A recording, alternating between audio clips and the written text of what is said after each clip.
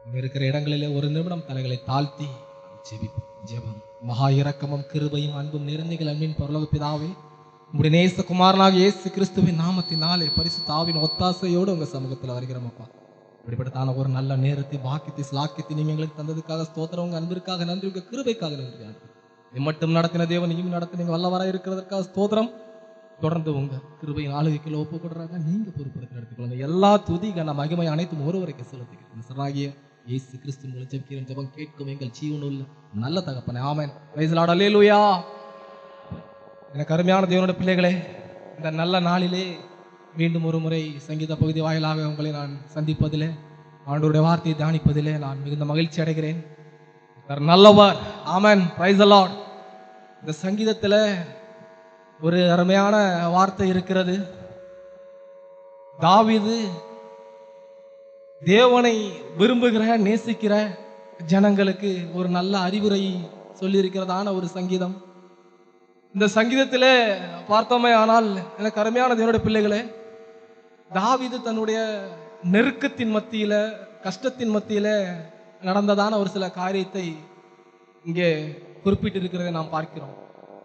வேதாகமத்தில் அநேகர் கஷ்டப்பட்டிருக்கிறாங்க, நிறைய பேர் பாடுபட்டிருக்கிறாங்க, ரொம்ப ஏகப்பட்ட காரியங்கள்லாம் நடந்திருக்கு. ஆனா அதிகமா கஷ்டப்பட்டது தாவீது. யோபு கஷ்டப்பட்டார், எவ்வளவு ரொம்ப கஷ்டப்பட்டார். சரீரத்துல பலவிதமான பிரச்சனை. ஆனா அந்த கஷ்ட காலங்கள் 6 மாதம். தாவீதுடைய கஷ்டம் பாத்தீங்கன்னா, சவுலுக்கு பயந்து வனாந்திரத்துல ஓடி சாப்பிடாம தூங்காம சுமார் 10 வருஷம். அதற்கப்புறம் அரண்மனைக்கு ஏறி ராஜாவா ஆன பிறகு தன்னுடைய குமாரனால் பகைக்கப்பட்டு துரத்தப்பட்டு ஓடி ஒளிந்து சுமார் 1.25 வருஷம். தாவீதினுடைய கஷ்டங்கள் எல்லாம் பாத்தீங்கன்னா வருஷங்கள் கணக்கு, மாத கணக்கு அல்ல. இவ்வளவு நெருக்கத்திலையும், இவ்வளவு வேதனையிலையும், இவ்வளவு பாடுகளின் மத்தியிலும், இவ்வளவு துயரத்தின் மத்தியிலும் தேவனை அவர் முன்னிறுக்கல, தேவனை வெறுக்கல, கர்த்தரை பத்தி எதுவுமே சொல்லல. ஏன்னா தாவீது கர்த்தர் மேல் வைத்திருந்த நம்பிக்கை, தாவீது அவ்வளவு ஒரு பக்தி வைராக்கியமாக எந்த ஒரு காரியத்திலும் பின்வாங்கவே இல்லை. பயங்கரமான சூழ்நிலை, மோசமான சூழ்நிலை, ஆனாலும் கர்த்தரை அவர் மறுதலிக்கவே இல்லை. அதற்காகத்தான் தாவீது கர்த்தரால் மிகவும் ரொம்ப நேசிக்கப்பட்டார். தன்னுடைய வாழ்க்கையில ஒரு பகுதி அளவிற்கு கஷ்டத்தை சந்தித்தார். பயங்கரமான பாடு. சும்மா போறவன், ஒண்ணு இல்லாதவன், அற்ப காரியத்துக்கு உதவாதவன்லாம் பேசினான். தாவீதினுடைய பராக்கிரமம், பெரிய பலவான், நல்ல ஞானத்தை ஆண்டவர் கொடுத்திருந்தாரு. நல்ல 17 வயசுல கோலியாத்தை வீழ்த்தக்கூடிய அந்த ஆற்றல், எல்லாவற்றிற்கும் மேலாக கர்த்தர் தாவீதோட இருந்தார். இவ்வளவு பெற்ற மனுஷன் ஓர வாரம் எல்லாம் பகைக்கிறான். ஒரு சில பேர்களுக்கெல்லாம் பயந்து ஊரை விட்டு, வீட்டை விட்டு, காட்ட எங்கெல்லாமோ ஓடி ஒளியக்கூட சூழ்நிலை தாவீதுக்கு இருந்தது. தாவீது நினைத்தால் எதிர்த்து அடிக்கலாம், ஆனால் தாவீது செய்யல. தாவீதுக்கு தெரியும், தேவன் என்னை நடத்துவார், என் தேவனுக்கு தெரியும் நான் என்ன செய்யணும்னு சொல்லி அவர் ரொம்ப தெளிவா இருந்தார். அதனால தான் இந்த சங்கீத பகுதியில நாம வாரம் தாவீதை பற்றி தியானிக்கிறோம். எனக்கு அருமையான தேவனுடைய பிள்ளைகளே, தாவீதின் சங்கீதங்கள் அனைத்தும் திரும்ப நம்ம ஒரு 2-3 நேரம் தியானிச்சோம்னா அது நமக்கு நிறைய காரியங்களை வழங்கப்படும், புதிய அர்த்தத்தை அது உருவாக்கும். அப்படிப்பட்டதான ஒரு மேன்மையான காரியங்கள்லாம் இதில் எழுதப்பட்டிருக்குது. 2வது வசனத்தை வாசிங்க. மனுபுத்திரரே, எதுவரைக்கும் என் மகிமையை அவமானப்படுத்தி வீணானதை விரும்பி பொய்யை நாடுவீர்கள்? பாருங்களா, மனுபுத்திரரே, எது வரைக்கும் அப்படின்னா தொடர்ந்து அவர்கள் தீமை செய்து கொண்டே இருக்கிறார்கள். யார் செய்கிறார்கள்னா, யாருக்கெல்லாம் தாவீது நன்மை செய்தாரோ அவர்கள் எல்லாரும் தீமை செய்து கொண்டே இருக்கிறார்கள். தீமைனா கொஞ்ச நெஞ்ச தீமை இல்ல, மோசமான தீமை. தாவீதை கொலை செய்யக்கூடிய அளவிற்கு உண்டான தீமை, இவனை எப்படியாவது அழித்து விட வேண்டும் என்கிறதான தீமை. சும்மா அப்படி சைட்ல கிராமங்கள்ல இந்த சாடையில பேசுற மாதிரி இல்ல, இது தீமைனா பயங்கரமான தீமை. இது எது வரைக்கும் தொடர்ந்து செஞ்சுக்கிட்டே இருக்கிறாங்க. தீமை செஞ்சுக்கிட்டே இருக்கிறாங்க. எனக்கு அருமையான தேவனுடைய பிள்ளைகளை, நம்முடைய வாழ்க்கையில இது நடக்கும். நாம ஆண்டவருடைய பிள்ளைகள், ஆண்டவரை நேசிக்கிறோம், பாடுறோம், துதிக்கிறோம், ஆராதிக்கிறோம், ஊர்ல இருக்கிறோம், எந்த பிரச்சனையும் இல்லாம நம்ம வேலையை நம்ம பார்த்துட்டு இருப்போம். ஆனால் ஆண்டவரை அறியாதவன், துர்மார்க்கன், அரிசேயன், எதற்குமே உதவாதவன் நம்மளை பகைப்பான். பார்த்துருக்கிறீங்களா? நாம நினைச்சா அவனை நம்மால என்ன செய்ய முடியும்? மேற்கொள்ள முடியும். ஆனால் ஆண்டவர் என்ன சொல்லுவார்னா, நம்மகிட்ட வேண்டாம், விடு, ஒதுங்கி போ, விலகி போ. ஆனா அவன் என்ன பண்ணுவான்னா, இதை பயன்படுத்தி நம்முடைய நிலத்தை அகபரிப்பான், நம்முடைய உடைமைகளை அவன் பிடுங்குவான், நமக்கிட்ட இருந்து ஏதாவது ஒரு பணத்தை அவன் சுரண்டிக்கலான்னு பார்ப்பான், அல்லது நமக்கு கிடைக்கக்கூடிய நன்மைகளை அவன் தடுப்பான். இதெல்லாம் பண்ணுவான். ஏன் பண்றான்னா, சத்துரு அவனுக்குள்ள அந்த மாதிரி காரியத்தெல்லாம் கிரியை செய்வான். அவன் செய்யறத பார்த்தீங்கன்னா ஒரு அவனுக்கு குறைவில்லாத மாதிரியே நமக்கு தெரியும். அவன் வீட்டில் எல்லாமே இருக்கும், அவன் பேரு பெற்றவனா இருப்பான், அவனுக்கு புகழ் இருக்கும். ஒரு காரியத்துக்கு டக்குன்னு அவன் ஒரு 10 பேர் அவனுக்கு வேணும்னா ஒரு 50 பேர் அவனுக்கு கூடியிருப்பாங்க. அரசியல் லெவலில் அவன் செல்வாக்கு வச்சிருப்பான். இப்படி பலவித காரியங்கள்லாம் வச்சிருப்பான். ஒரு வீட்டில் ஒரு கோழி வளர்த்தா கூட 15 முட்டை வச்சோம்னா 15 முட்டையும் குஞ்சு பொரிச்சிடும். நம்ம வச்சோம்னா 10 வச்சோம்னா 4 பொரிக்கும். 2 நாள்ல 2 காக்கா தூக்கிட்டு போயிடும். அப்புறம் ஒத்த குஞ்சு காணாம போயிடும். ஒன்று அதுக்கப்புறம் பார்த்தீங்கன்னா பூனை தூக்கிட்டு போயிடும். எதுவுமே இருக்காது, வெறும் கோழி நிற்கும். இதை நம்ம பார்த்துக்கிட்டே இருப்போம், நம்ம வாழ்க்கையில் அனுபவிச்சுக்கிட்டே இருப்போம். ஆண்டவரே, நான் உம்முடைய பிள்ளை, எனக்கு அவனுக்கு வித்தியாசம் இருக்கு, நீர் என்ன தெரிந்து கொண்டீர், இதெல்லாம் நடக்குது. ஆனா என் வீட்டில் உள்ள நன்மைகள், நான் ஒரு ஆடு வளர்த்தா இந்த கண்டிஷன்ல இருக்கு, இங்க 25 ஆடு வந்துடுது, எப்படி இது? ஏன் ஆண்டவர் சொல்றாரு, எனக்கு அருமையான தேவனுடைய பிள்ளைகளே, இந்த மாதிரியான துன்மார்க்கன் பெருகும் பொழுது, அவனுடைய வளர்ச்சியெல்லாம் வரும் பொழுது, இதை பார்த்தீங்கன்னா பிசாசு என்ன பண்றான்னா, அவனுக்கு பிரியமாய் நடக்கிறவங்களுக்கு எந்த பிரச்சனையும் இல்லை, அந்த பிசாசுக்கு அவனை பத்தி எந்த தொந்தரவும் இல்லை. ஆனா நாம வளரும் போது இந்த பிசாசு நம்ம மேல கண்ணு கருத்தமா இருப்பான். நம்மளுடைய வளர்ச்சியில, நம்முடைய வேலையில, நம்முடைய குடும்பத்துல இந்த பிசாசான கண்கள் பூரா நம்ம மேலே இருக்கும். ஏன்னா ஜீவனுள்ள தேவனை ஆராதிக்கிற நாம இந்த உலகத்தை ஜெயித்த ஜெய கிறிஸ்துவின் பிள்ளைகளா நாம இருக்கிறோம். கிறிஸ்து உலகத்தை ஜெயித்தார், அவருடைய பிள்ளைகள் தான் நாமும் உலகத்தை ஜெயிக்கிறவர்கள் தான் ஜெயித்து கொண்டுதான் இருக்கிறோம். இந்த மாதிரியான ஒரு சின்ன சின்ன பிரச்சனைகளை தந்து, இந்த மாதிரியான அற்பக்காரியான மேன்மைகளை நமக்கு முன்னால நம்முடைய சத்துகளுக்கு காட்டி, நம்முடைய மனதுல ஆண்டவரை வெறுக்க வைப்பது பிசாசின் தந்திரம், அல்லது ஆண்டவரை மறுதளிக்க வைப்பது. அல்லது சிலர் இதுல சோர்ந்து போயிருவாங்க. நான் கரெக்டா கோயிலுக்கு போறேன், நான் இதை செய்றேன் அதை செய்றேன், யாருக்குமே எந்த கெடுதலும் நான் பண்ணல, ஆனா என் குடும்பம் இப்படி இருக்கு. ஆனா அவங்கள பாருங்க, இவங்கள பாருங்க, ஆண்டவரை தூசிக்கிறவன் இருக்கிறான், ஆண்டவரோட பிள்ளைகளை ஒடுக்கிறவன் இருக்கிறான், ஆண்டவருடைய ஊழியத்தை தடுக்கிறவன் இருக்கிறான். ஆனா அவனெல்லாம் பாத்தீங்கன்னா அவன் நம்ம நினைச்சு பார்க்க முடியாத அளவுல இருக்கிறான், அவன் பலவிதமான காரியங்கள் இருக்கிறானேன்னு சொல்லி ஒரு சில நேரங்களில் சில ஆட்கள் சோர்ந்து போயிருவாங்க. எனக்கு அருமையான தேவனுடைய பிள்ளைகளே, அது எந்த மாதிரியான வளர்ச்சின்னா, நல்ல வயல்களில் பயிர் போடும்போது பார்த்தீங்கன்னா களைகளும் வளரும். இந்த பயிரை விட அந்த களை ஓங்கி வளரும்.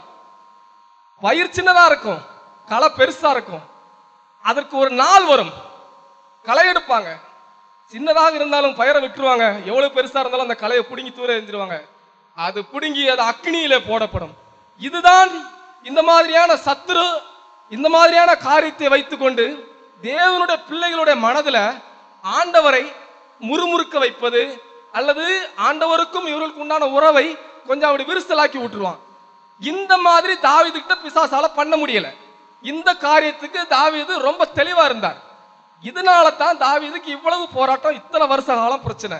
1-2 வருஷம் இல்ல, எங்க போனாலும் பிரச்சனை, அரண்மனையில இருந்த பிறவும் பிரச்சனை. எனக்கு அருமையான தேவனுடைய பிள்ளைகளே, இந்த மாதிரியான சத்துரு இவ்வளவு பிரச்சனைகளை கொண்டு வந்து கொடுத்தாலும் தாவீது அழகா நேர்த்தியா அதை கையாண்டார். அவருக்கு தெரியும், நீதியின் தேவன் நீதி செய்வார். தேவனுக்கு ஒவ்வொரு புதிய புதிய அருமையான பெயர்களை சூட்டுகிற ஒரு அருமையான பக்தன் தாவீது.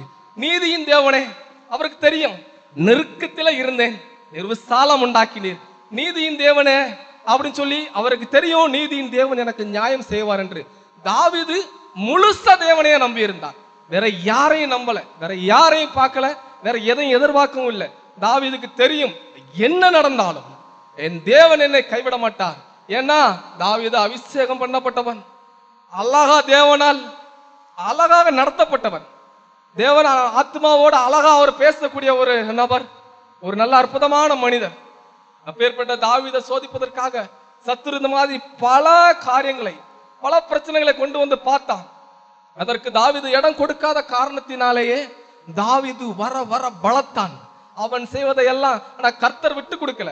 இந்த மாதிரி ஒரு சின்ன சின்ன சோதனைகள் வந்தாலும் பிரச்சனைகள் வந்தாலும் பாடுகள் வந்தாலும் தேவன் ஒருபோதும் விட்டு கொடுக்கல.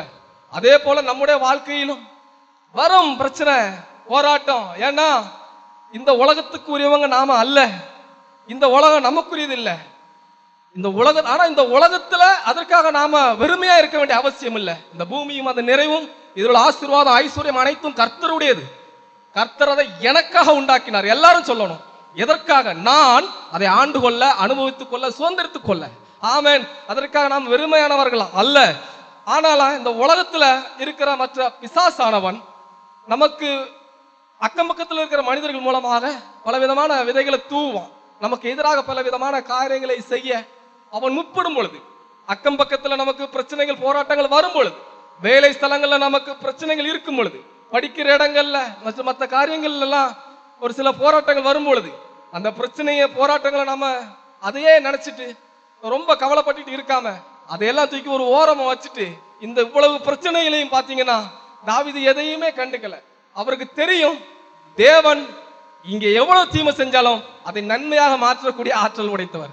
எனக்கு அருமையான தேவனுடைய பிள்ளைகளே, நமக்கு நன்மை, நமக்கு ஆசீர்வாதம் எல்லாம் எப்ப வருதுன்னு பாத்தீங்கன்னா, எதிரி நமக்கு தீங்கு செய்யும் போது, எதிரி நமக்கு எதிராக கண்ணி வைக்கும் பொழுது நமக்கு தெரியாது அவன் கண்ணி வச்சிருப்பான்.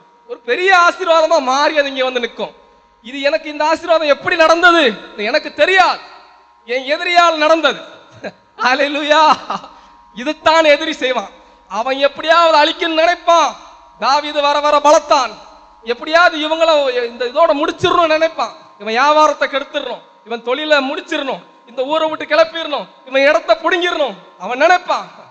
பாத்தீங்கன்னா ஆண்டவர் வேற மாதிரி கிரியா அதே காரியத்துல செஞ்சிருவாரு. அதுக்கப்புறம் பாத்தீங்கன்னா வேற மாதிரியான அவர் பலமுள்ள தேவன், எல்லாம் அவருக்கு தெரியும். எனக்கு அருமையான தேவனுடைய பிள்ளைகளை, இந்த மாதிரியான சூழ்நிலைகள்ல தாவீது எப்படி தேவனை பற்றிக்கொண்டாரோ அதுபோல நாம் ஒவ்வொருவரும் நிச்சயமாய் தாவீதை அவருடைய வாழ்க்கையில நடந்த சம்பவத்தை வைத்து நமக்கு அருமையா எழுதி வச்சிருக்கிறாரு. இந்த வார்த்தைகளை நாம கற்றுக்கொண்டு அதை கடைபிடிச்சுக்கணும். அது மாத்திரமல்ல, தன்னுடைய ஜனங்களுக்கு ஒரு அருமையான ஆலோசனை சொல்லுகிறாரு பாருங்களேன். நீங்கள் கோபம் கொண்டாலும் பாவம் செய்யாதீர்கள். கோபம் வரும், எல்லாத்துக்கும் வரும். கோபம் வராம இல்ல, எல்லாத்துக்கும் வரும். மோசேக்கு கோபம் வந்தது. நல்ல ஒரு தேவனுடைய தாசன், தன்னுடைய இனத்தான் ஒருத்தன் அடிக்கப்படுறனோன்னு மோசைக்கு வந்த கோபம், உடனே அவனை அடிச்சு வெட்டி அவனை மணல் குழி தோண்டி புதைச்சிட்டான். கோபம் பேதுருக்கு வந்தது. என் நம்ம குருநாதரை பிடிக்க வாரியான்னு சொல்லி ஆள் எடுத்து ஒரே வெட்டு காது துண்டா வெட்டிட்டான். கோபம். இயேசு கிறிஸ்துவுக்கு கோபம் வருது. மார்க்கு 3வது அதிகாரம் 3, 4, 5 இந்த வசனங்களை வாசிச்சு பாத்தீங்கன்னா, நீங்க ஓய்வு நாள்ல இப்படி சுகமாக்கலாமான்னு பல கேள்வி எல்லாம் கேட்கிறான். நன்மை செய்வதோ தீமை செய்வதோ ஜீவனை காப்பதோ அழிப்பதோ எது நியாயம் ஆண்டவர் கேட்கிறார். கோபப்படுறார். அவர் கோபப்பட்டு உடனே சொல்றாரு, சூமின கையுடன் கையை நீட்டு. அந்த கை வந்தது, அந்த கை சரியாகுது. ஆண்டவருடைய கோபம் அற்புதம் செய்கிறது.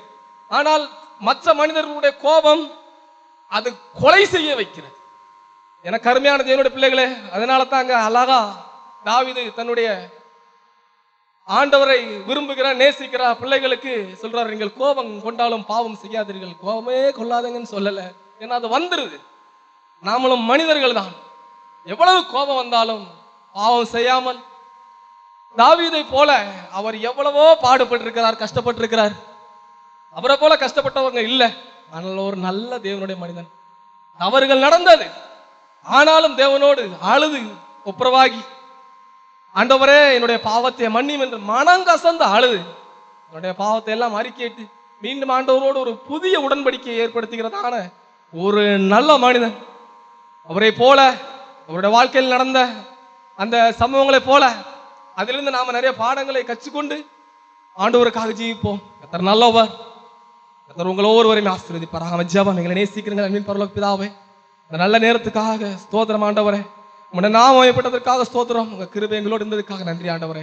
தொடர்ந்து நீங்க பொறுப்படுத்த நடத்திக் கொள்ளுங்க. எல்லா துதி கன மகிமை அனைத்தும் ஒருவருக்கு உண்டாகட்டும். இயேசு கிறிஸ்து நாமத்தில் ஜெபிக்கிறேன் பிதாவே.